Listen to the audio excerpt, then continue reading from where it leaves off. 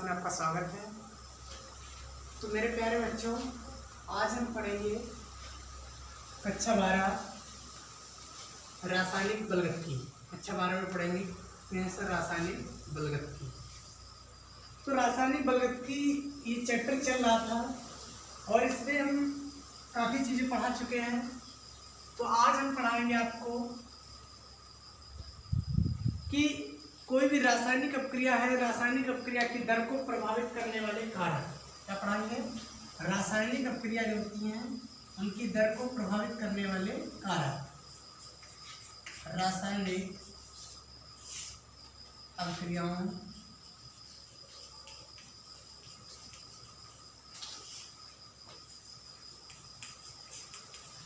की दर को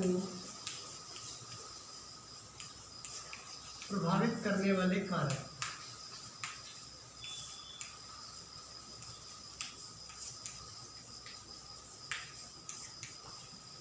हम आपको बताएंगे कि कौन कौन से कारक हैं जो किसी भी रासायनिक अपक्रिया की दर को क्या करते हैं, प्रभावित करते हैं। कौन कौन से फैक्टर हैं जो इफेक्टिव करते हैं रासायनिक अपक्रिया की दर को, रेट ऑफ केमिकल रिएक्शन। समझे? तो रासायनिक अपक्रिया की दर को प्रभावित करने वाले कारक कौन कौन से हैं? नंबर 1, बहुत निम्न कारक है रासायनिक अपक्रिया की दर को प्रभावित करने वाले। नंबर 1 पढ़ेंगे हम ताप का प्रभाव। ताप का प्रभाव। तो सबसे पहले हम ये समझते हैं कि ये पढ़ते क्यों हैं, अपक्रिया को प्रभावित करने वाले कारक पढ़ेंगे क्यों। क्योंकि जैसे हमको इस चीज के बारे में जानना है कि अगर मान लो किसी भी रासायनिक प्रक्रिया को क्या करना है, हमको तेज करना है, या फिर किसी भी रासायनिक प्रक्रिया को हमको क्या करना है, धीमा करना है, या किसी भी रासायनिक प्रक्रिया को हमको किसी न किसी रूप में परिवर्तित करना है। तो कैसे करेंगे? क्या किया जाए कि अपक्रिया की दर क्या हो जाए, परिवर्तित हो जाए। कोई भी रासायनिक अपक्रिया है वो क्या हो जाए, परिवर्तित हो जाए। तो टेम्परेचर का प्रभाव दिया जाए, ताप का प्रभाव दिया जाए, या उत्प्रेरक का प्रयोग किया जाए, या सांद्रण का प्रभाव दिया जाए, जिससे अपक्रिया क्या होगी, प्रभावित हो जाएगी, इफेक्टिव हो जाएगी। तो रासायनिक अपक्रिया की दर को प्रभावित करने वाले कारक क्या है, निम्न है, जिनमें से हमने पहला बता रहे हैं ताप का प्रभाव। ठीक, effective of temperature, effect of temperature. तो ये रासायनिक अपक्रिया को कैसे प्रभावित करता है? देखो सिंपल सी बात है, अगर हम ताप बढ़ाते हैं, क्या बढ़ाते हैं, ताप, टेम्परेचर बढ़ाते हैं, तो ताप बढ़ाने पर जो अपक्रिया की दर होती है, क्या होती है, रिएक्शन होती है, वो क्या होती है, और अधिक बढ़ जाती है। ठीक, तो अगर हम ताप में जैसे वृद्धि करते हैं वैसे वैसे क्या होता है, अपक्रिया की दर क्या होती है, बढ़ जाती है। अगर मान लो एग्जाम्पल के तौर पर कोई रिएक्शन चल रही है, ये तो सभी लोग जानते होंगे, अगर टेम्परेचर क्या करते हैं, बढ़ाते हैं, ठीक, क्या होता है, रिएक्शन उतनी स्पीड में चलना चालू हो जाती है। ठीक, अब अगर मान लो कोई रिएक्शन है, उसका टेम्परेचर उस टाइम पर क्या है, कुछ और है। अब क्या किया तुमने, उस रिएक्शन का टेम्परेचर 10% और बढ़ा दिया था। तो ध्यान लेना रखना कि अगर हम 10% टेम्परेचर बढ़ा देंगे, तापमान इतना बढ़ा देंगे, तो जो अपक्रिया की दर होगी वो क्या होगी, 2 गुनी हो जाएगी। कितनी हो जाएगी, 2 गुनी स्पीड से क्या होगी, वो अपक्रिया मूव करने लगेगी। ठीक, तो यहाँ से इतनी स्पीड से। तो बात समझ में आया? अगर तुम ताप बढ़ाएंगे तो अपक्रिया की दर क्या हो जाएगी, बढ़ जाएगी। ठीक, और अगर यहाँ से 10% बढ़ाते हैं ताप, तो उसकी अपक्रिया की दर में कितना ऐसे फर्क आ जाता है, 2 गुना ऐसे स्पीड उसकी बढ़ जाती है। कितनी ऐसे, रेट ऑफ रिएक्शन कितनी बढ़ जाती है, 2 गुनी। तो बात समझ में आ गया ताप का प्रभाव। ठीक, ताप का प्रभाव क्या होता है, तो सिंपल सी बात क्या लिखेंगे, ताप के प्रभाव में ताप बढ़ाने पर अपक्रिया की दर क्या होती है, बढ़ती है। यदि किसी रासायनिक अपक्रिया का ताप 10 डिग्री बढ़ा दिया जाए तो उसकी दर जो है वो कितनी हो जाएगी, 2 गुनी बढ़ जाएगी। कितनी हो जाएगी, 2 गुनी। तो ये था ताप का प्रभाव। समझ में आ गया होगा? मोस्ट इंपॉर्टेंट है, बोर्ड एग्जाम के लिए पूछ दिया जाता है अक्सर एग्जाम में कि रासायनिक अपक्रिया की दर को प्रभावित करने वाले कारक लिखिए। अब नेक्स्ट हम पढ़ते हैं सांद्रण का प्रभाव। किसका प्रभाव? सांद्रण का प्रभाव। सांद्रण।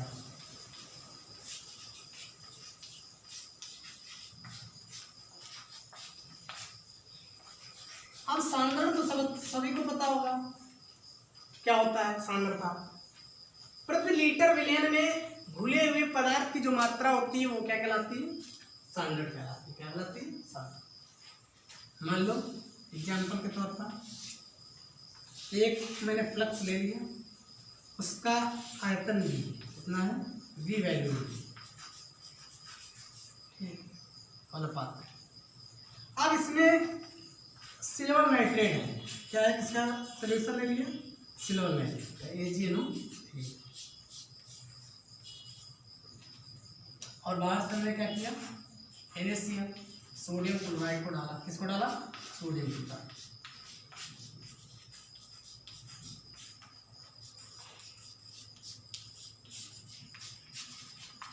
अब ध्यान रखना, ये जो हमारा अभिकारक है, रिएक्टेंट है, ये रिएक्टेंट जितना अधिक सांद्रण होगा, क्या होगा? सांद्रण होगा। अपक्रिया की दर क्या होगी? उतनी ही अधिक होगी। क्या होगी? अधिक होगी। मतलब हम इसको जितना गाढ़ा लेंगे, ठीक, उतनी ही दर से क्या होगी? अपक्रिया ऐसे बढ़ेगी, ठीक, उतनी जल्दी जल्दी अपने प्रोडक्ट बनेंगे। जैसे AgNO3 क्रिया में NaCl के साथ कराएंगे, ठीक, तो बनेगा क्या प्यारे बच्चों? बन जाएगा तुम्हारा AgCl और NaNO3 सोडियम नाइट्रेट, और क्या बन जाएगा? Silver chloride. बात सुनने? तो ये जो हमारे प्रोडक्ट हैं वो जल्दी जल्दी बनेंगे। क्या होंगे? जल्दी से बनेंगे। कब? ऐसे अगर हम सांद्रता बढ़ाते हैं। क्या बढ़ाते हैं? सांद्रता। तो बात समझ आ गई होगी यहाँ से, ठीक। तो क्या हमने बताया कि सांद्रता बढ़ाने पर अपक्रिया की दर क्या होती है? बढ़ जाती है। क्या बढ़ाती है? तो होती है जैसे अपक्रिया की दर बढ़ जाती है। सांद्रता बढ़ाने पर अपक्रिया की दर बढ़ जाती है, क्योंकि वेग में क्या होती है? वृद्धि हो जाती है। क्या हो जाती है? वेग में, ठीक, जिससे क्या होती है? वृद्धि हो जाती है। और जो अणु होते हैं, ठीक, अणुओं की संख्या में वृद्धि होने से वेग में भी क्या होती है? वृद्धि हो जाती है, ठीक, जिससे अपक्रिया की दर क्या हो जाती है? बढ़ जाती है। तो बात समझ में आ गई होगी, ठीक। तो अपक्रिया की दर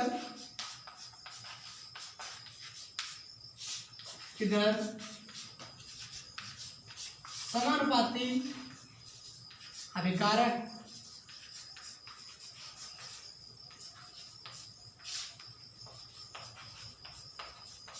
के संग्रह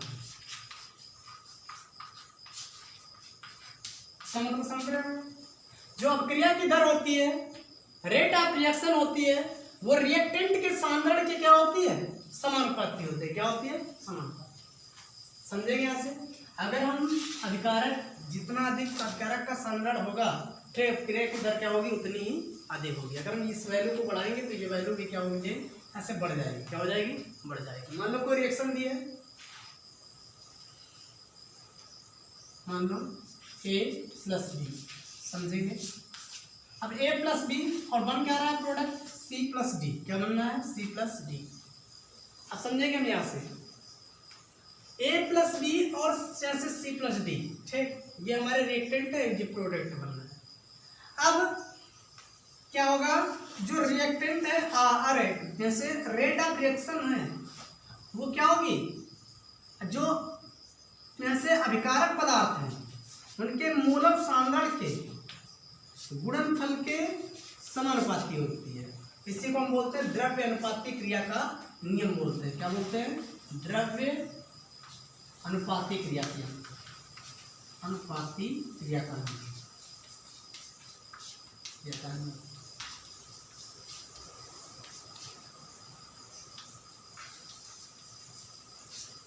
समझ में आया? तो हमने बताया कि जो क्रिया की दर होती है वो अभिकारकों के सांद्रण की क्या होती है? समानुपाती होती है, ठीक। द्रव्य अनुपाती क्रिया का नियम क्या है कि किसी भी रासायनिक क्रिया की दर जो अभिकारक पदार्थ है उनके मोलक सांद्रण के एक्टिव मास के, ठीक, ऐसे क्या होती है?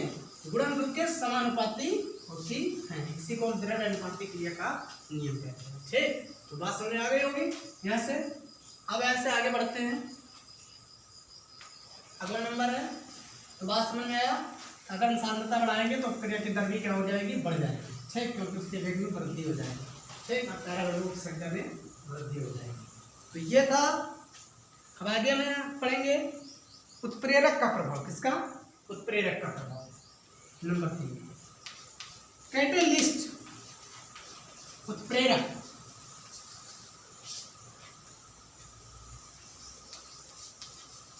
अब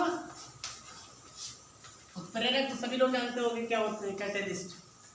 उत्प्रेरक वे पदार्थ होते हैं जो किसी भी रासायनिक अपक्रिया की दर को क्या कर देते हैं, परिवर्तित कर देते हैं।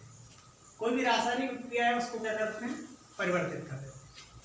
उत्प्रेरक कई प्रकार के होते हैं, जैसे धनात्मक उत्प्रेरक है और ऋणात्मक उत्प्रेरक। ये तो मुख्य रूप से है।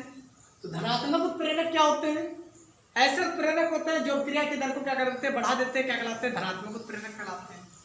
और ऋणात्मक उत्प्रेरक वे उत्प्रेरक होते हैं जो कोई भी रिएक्शन अगर चल रही है तो उसकी दर को क्या करते हैं, घटा देते हैं, क्या कहलाते हैं, ऋणात्मक उत्प्रेरक कहलाते हैं। तो बात समझ में आ गई होगी कि उत्प्रेरक क्या होते हैं। उत्प्रेरक वे पदार्थ होते हैं जो किसी रासायनिक अपक्रिया को क्या कर देते हैं, परिवर्तित कर देते हैं, क्या कर देते हैं, परिवर्तित कर देते हैं। तो बात समझ में। तो उत्प्रेरक का प्रभाव क्या पड़ता है? तो उत्प्रेरक अगर धनात्मक उत्प्रेरक है तो अपक्रिया की दर को बढ़ा देगा। अगर ऋणात्मक उत्प्रेरक ले रहे हैं तो ऐसे ऋणात्मक उत्प्रेरक क्या करेगा, अपक्रिया की दर को घटा देगा। तो ये थी क्या, उत्प्रेरक की बात। कैटेलिस्ट का प्रभाव था, कैसे कैटेलिस्ट कैसे इफेक्टिव होता है, रेट ऑफ रिएक्शन का, ठीक। तो ऐसे ये क्या है, उत्प्रेरक का प्रभाव मैंने बताया, ताप का प्रभाव, फिर बताया सांद्रण का प्रभाव, फिर बताया उत्प्रेरक का प्रभाव। अब कोई भी पदार्थ है, भौतिक अवस्था का प्रभाव, पदार्थ जो है उसकी भौतिक अवस्था का प्रभाव क्या होता है, लास्ट नंबर है भौतिक अवस्था का प्रभाव। भौतिक अवस्था का प्रभाव।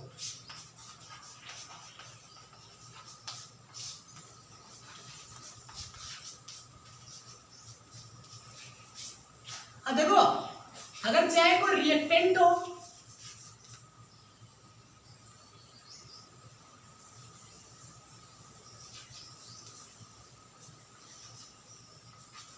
कोई भी रिएक्टेंट हो या फिर कोई प्रोडक्ट हो, सिंपल सी बात, अगर कोई भी रिएक्टेंट होता है, अभिकारक होता है, या कोई भी उत्पाद है, तो इनकी अवस्थाएं क्या होती हैं, भौतिक अवस्थाएं। कोई अभिकारक ले रहे हैं या उत्पाद ले रहे हैं तो इनकी भौतिक अवस्थाएं क्या होती है, रिएक्टेंट या प्रोडक्ट की भौतिक अवस्थाएं जैसे है। कोई भी पदार्थ की भौतिक अवस्थाएं 3 होती हैं, या तो वो ठोस होगा, सॉलिड, या तो फिर द्रव होगा, या फिर गैस की फॉर्म में होगा। किसमें होगा, ठोस की फॉर्म, सॉलिड फॉर्म में होगा, लिक्विड फॉर्म में होगा, या फिर गैस फॉर्म में होगा। तो कहने का मतलब ये है, इसमें सबसे पहले समझेंगे किसके बारे में, विषमांगीय अपक्रियाओं के बारे में। किसके, विषमांगीय अपक्रिया।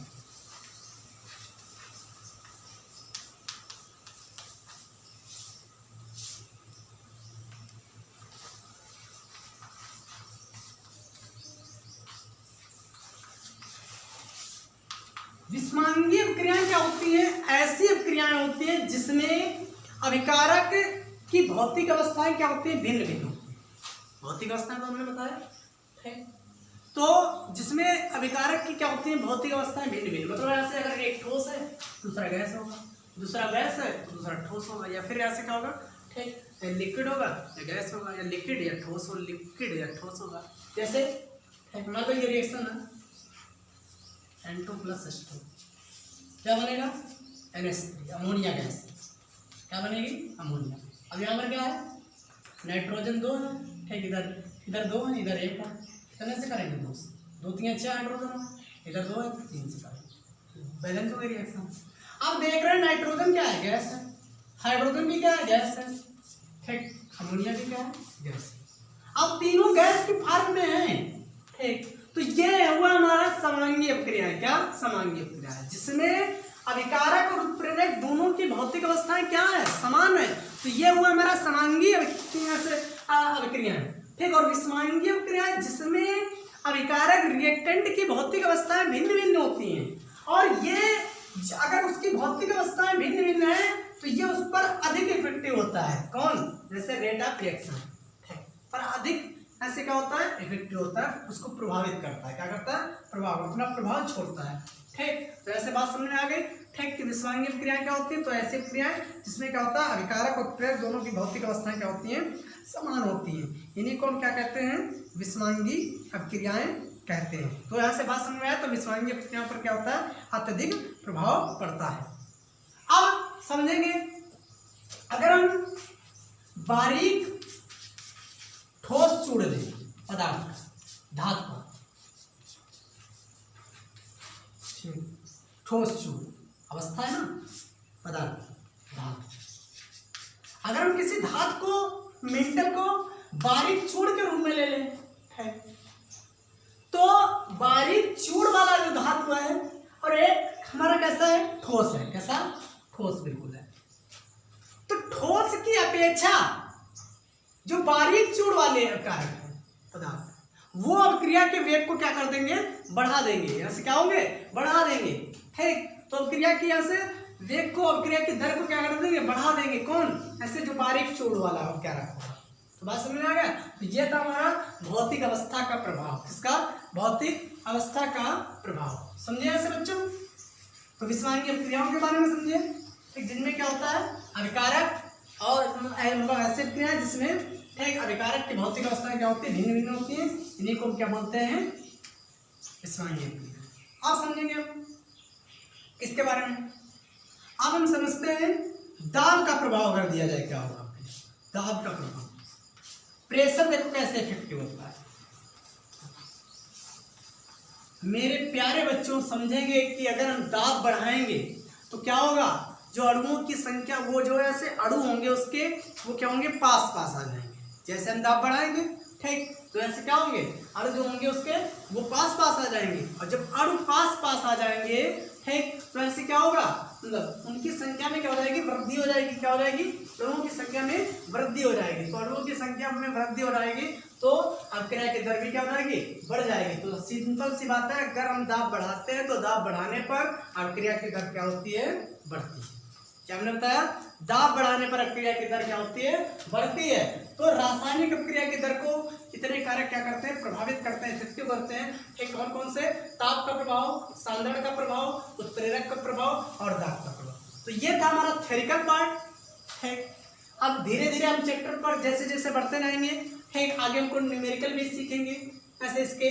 ठीक, तो काफी कोशिश कर रहे हैं, आपके समझ में आ रहा होगा ये चैप्टर। तो आज की क्लास प्यारे बच्चों यहीं पर वाइंड अप करते हैं। आपको फिर इस नए टॉपिक के साथ कल मिलेंगे। धन्यवाद।